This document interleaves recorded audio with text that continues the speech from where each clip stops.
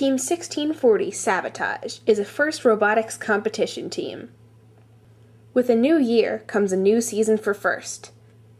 January marks the beginning of build season, a 6-week-long period where FRC teams around the world build robots to participate in that year's game.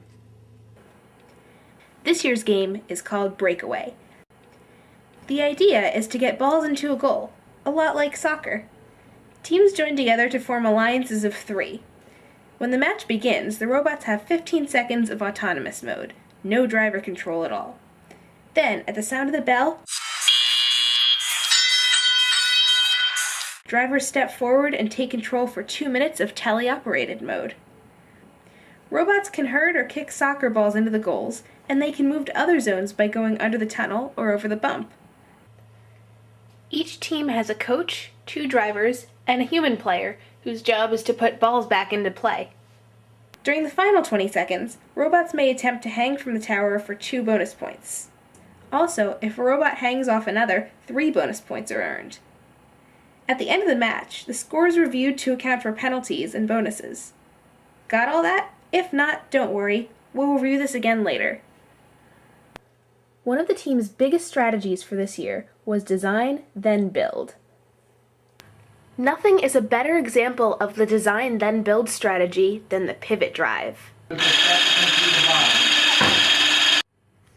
Originally developed as a summer project, this drive system features great mobility. In each corner we have a pivot drive. This is the top. Oh, pretty. Oh my God. That is pretty. This whole device can rotate.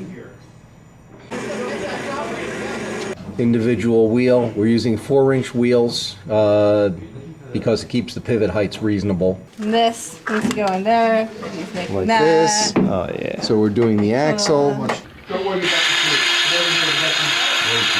the food. And each pivot drive has 2 motors. One is a drive motor, which actually turns the wheel. The second one is a steering motor, which steers each pivot. So each pivot is independently steerable. It turns. If you want to model that around. It for us. turns. That's the main thing. Mission accomplished? Almost. From assembly to programming, the pivot drive was well worth the hard work.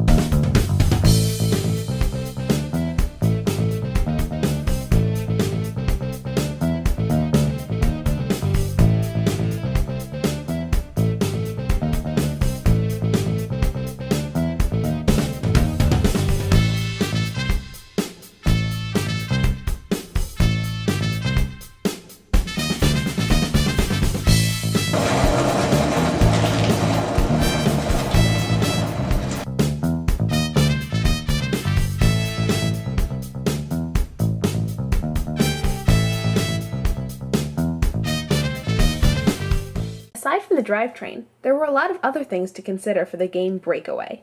We decided that the robot should be able to traverse under the tunnel. Not only is it a good method of getting to other zones, but it also makes us capable of clearing any balls that end up there. Another decision was to design the bot to be able to drive over the bump with a low chance of tipping over. We're keeping everything we can as low as practical, so you'll see some strange things like our compressor actually sitting low between the wheels. Compressor's heavy, so we're keeping it low. We're going to be going over bumps this year, and to go over bumps without having a high risk of tipping over, you want to keep your weight low. And what we're doing also is we have a battery mount in here. We keep that low also, but the position is not yet fixed. Cool. And that's it. It's still a work in progress, but it's coming along pretty nicely. But there's one thing that Doobot 6 would not do, and that's hanging from the tower. Attaching a hanging device would be extra weight and likely pretty unreliable. Also, you'd have to take the time to drive over to the tower and line up correctly. Sounds like a lot of work for just 2 points. Not to mention, those last 20 seconds could be spent scoring or defending instead. 1, 2, 3. This robot has a kicker, which is going to be used to kick the balls and score goals. We experimented with several different kicker designs.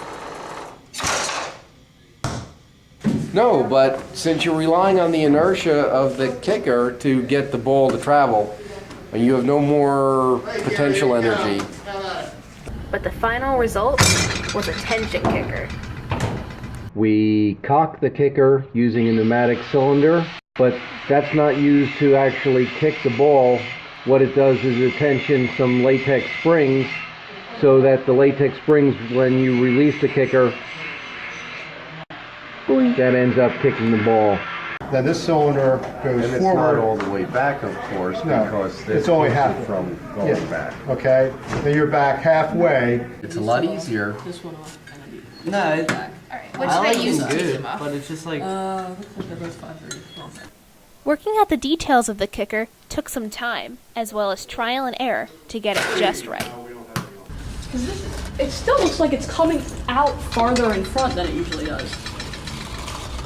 But you're not pulling it back when you do that. From the regulator, I'm going to run a tube down somehow. Okay, but that's only 4 strands. Okay, if you really want to get the velocity and the whack, you need a total of 8 strands. 6 seemed to be working okay. Did you didn't like 6? I don't think we did 6. We did that afternoon. We did 6. That was the first thing you did when you. Well, not in this configuration. No. I mean, but that cock's fine there. So we don't like 6 with this configuration. You don't. I haven't tried it with Is it worth everything in this configuration yet. Is it worth trying? I think it's worth trying. Let's try it.